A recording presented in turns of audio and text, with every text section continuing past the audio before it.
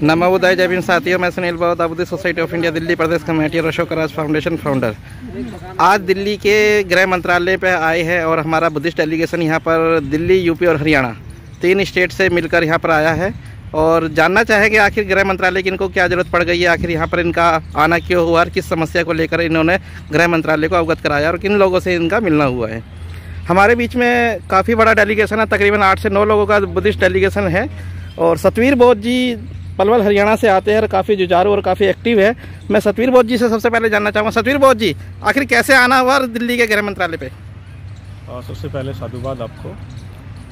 हमने कई महीने पहले, 1-1.5 महीने पहले तकरीबन माननीय अमित शाह गृह मंत्री को मेल डाला था, रिक्वेस्ट किया था उनसे मिलने के लिए कि हमारा जो बुद्धिस्ट पर्सनल लॉ है और हमारे भारत के जो बौद्धों की जो समस्याएं हैं उनको प्रशासन जो है वो सही से सुन नहीं रहा है और ना ही उन पर कुछ अमल कर रहा है। तो हम ये माननीय गृह मंत्री से गुहार लगाना चाहते थे कि हमारी बातों को सुना जाए और प्रशासन को बताया जाए। तो उन्होंने समय ना दे करके उन्हीं के विभाग के जो माननीय नित्यानंद राय हैं, जो राज्य गृह मंत्री हैं, उन्होंने हमें समय दिया। आज उनसे मुलाकात हुई और हमारी जो समस्याएं हैं वो हमने उनके साथ में रखी।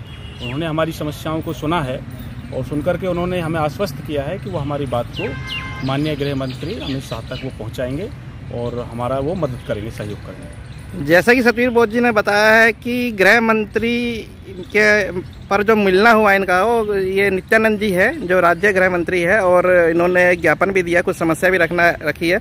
लखनऊ से चलकर हमारे बीच में दयासागर बौद्ध जी है जो all India action committee Buddhist personal law को देख रहे हैं, उसकी कार्रवाई को देख रहे हैं। इनसे जानना चाहेंगे आखिर कौन सी समस्या को यहाँ पर रूबरू कराया गया है मंत्रालय। दयासागर बौद्ध जी, देखिए, इस संबंध में बौद्धों का जो पर्सनल लॉ है और जो विभिन्न समस्याएं रोजाना दैनिक जीवन में बौद्धों के लिए आती हैं, उन सारे विषयों पर चर्चा हुई और ये कहा गया है कि इस बात को हम आगे बढ़ाएंगे और इस मामले को समझेंगे। और कई बौद्धों के जो इशूज़ हैं उन पर चर्चा हुई, पाली भाषा के ऊपर चर्चा हुई, बौद्धों के जो हमारे तीर्थ स्थान हैं उनके ऊपर चर्चा हुई, उनके विकास के ऊपर चर्चा हुई और बौद्ध कानून न होने के कारण यूनिफॉर्म सिविल कोड का जो मामला चल रहा है उसमें चूँकि बौद्ध कानून नहीं है, इस कारण से उस सिविल कोड में बौद्धों का क्या स्थान होगा इस पर उनको अवगत कराया गया। चूँकि इस समय बौद्ध समाज है वो हिंदू कानून के अंतर्गत गवर्न होता है, जबकि दूसरी तरफ वो माइनॉरिटी एक्ट है 1992 के तहत गवर्न होता है। तो ये दोहरी दुविधा है, एक तरफ माइनॉरिटी वर्ग में आते हैं और माइनॉरिटी एक्ट 1992 के तहत गवर्न होते हैं, दूसरी ओर हिंदू कानून लागू है। तो ये इनजस्टिस है, अन्याय है और उच्च अनुचित है। तो इस बात को उनको अवगत करा गया और उन्हें कहा कि इस बात पे हम आगे कार्रवाई बढ़ाएंगे और सरकार से बात करेंगे। अच्छा सर, एक चीज़ जानना चाहेंगे कि आखिर बुद्धिस्ट पर्सनल लॉ का जो मैटर है, आखिर उससे संबंधित जो माइनॉरिटी कमीशन है या लॉ कमीशन है, वहाँ ना जाकर आप सीधा गृह मंत्रालय के पास आए, इसका रीज़न क्या रहा है, इसकी क्या जरूरत पड़ गई है? देखिए, इस संबंध में पहले तो हम लोग PM से मिले थे, प्राइम मिनिस्टर ऑफिस से, और इसके बाद उन्होंने विभिन्न सेक्शनों को अग्रसारित किया केस। जब वहाँ सुनाई प्रॉपर रूप से नहीं हुई तो हम लोग सुप्रीम कोर्ट में भी गए। सुप्रीम कोर्ट में 2 बार पिटीशन हियरिंग हुई। हियरिंग में ये कहा, इन्होंने अपना एक गलत हलफनामा दिया कि मैं यूनिफॉर्म सिविल कोड ला रहा हूँ, उसमें बौद्धों के कानून संबंधी समस्या को हल कर दिया जाएगा। लेकिन जब यूनिफॉर्म सिविल कोड की परिभाषा को, उसके उद्देश्य को जब पढ़ते हैं तो इसका बौद्ध कानून से कुछ लेना देना नहीं है, जबकि यूनिफॉर्म सिविल कोड केवल इसलिए है कि जिनके कानून बने हैं उस कानूनों में असमानता है तो उनको समान करने के लिए समान कानून की बात की जा रही है। लेकिन बौद्धों का कानून ही नहीं है, वो हिंदू कानून में आता है। तो ये मुझे ये लग रहा है कि बौद्ध समाज एक अछूत समाज की तरह हिंदू धर्म का जबरदस्ती खींचा गया या घसीटा गया एक वर्ग माना जा रहा है। तो इसलिए यह है कि हम लोग कहाँ, हमारा सुप्रीम कोर्ट हमारे फेवर में है। समीक्षा आयोग एक रिपोर्ट आई थी 2002 में, उसने भी यही बात कही है कि जिनके कानून नहीं है उनके कानून बनाए जाए, और उसने क्वेट किया कि बुद्ध, जैन और सिख के कानून नहीं है, कानून बनाए जाएं।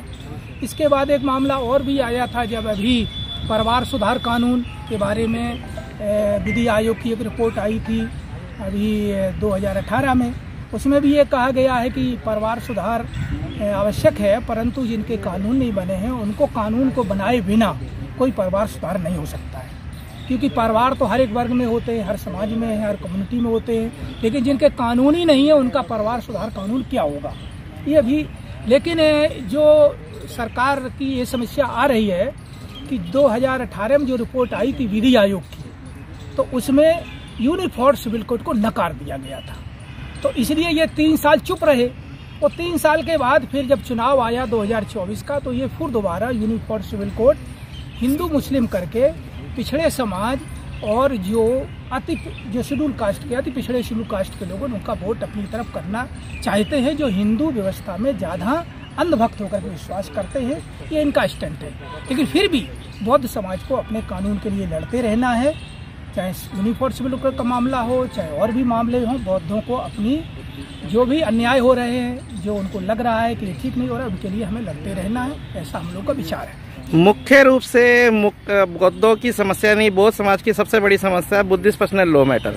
तो यानी कि जो इनका मुख्य मुद्दा रहा है बौद्ध पर्सनल लॉ को लेकर आज ये गृह मंत्रालय में पहुंचे हैं भारत सरकार के, क्योंकि ये स्टेट का मामला नहीं, ये सेंटर का मामला है। हमारे बीच में हरियाणा से चलकर किरण पाल जी आए हैं और पानीपत से चल के आए हैं। ये सर पानीपत से इतनी दूर से चल के आप यहाँ पर आए हैं, आखिर क्या लग रहा है कि गृह मंत्रालय आपकी पुकार को, आपके समस्या को सुनेगा?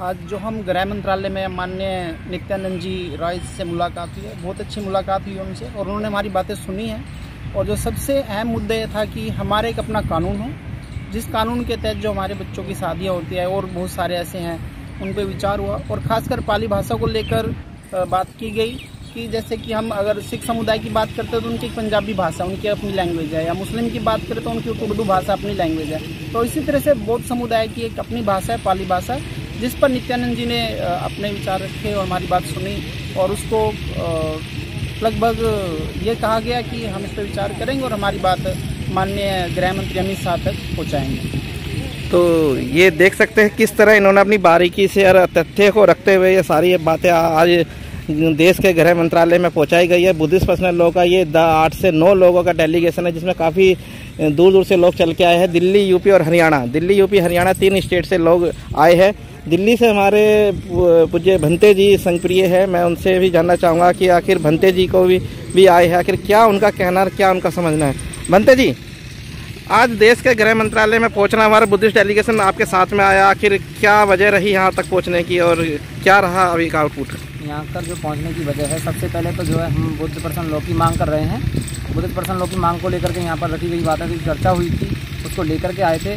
और उसके बाद में हम जो है अपना जो अशोक लाट है उसके रिकॉर्ड में भी वो हमने लिखित में दिया है, उसको संरक्षण करें और जो ध्वस्त हो रहा है उसको देखें या उसको अशोका राज फाउंडेशन को केयर टेकिंग के लिए दें। तो ये हमने मांग की थी यहाँ पर। और पाली भाषा के लिए भी हमने मांग की है कि पाली भाषा जो है कक्षा 6 से 8 तक के लिए पढ़ाई जाए।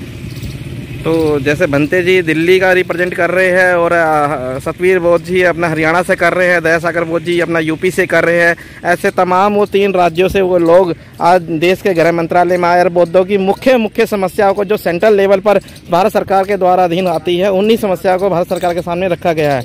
हमारे बीच में कुछ साथी और है, बड़े जुझारू है, लगे रहते हैं। सर, जानना चाहेंगे आखिर कैसे रुख किया गृह मंत्रालय का?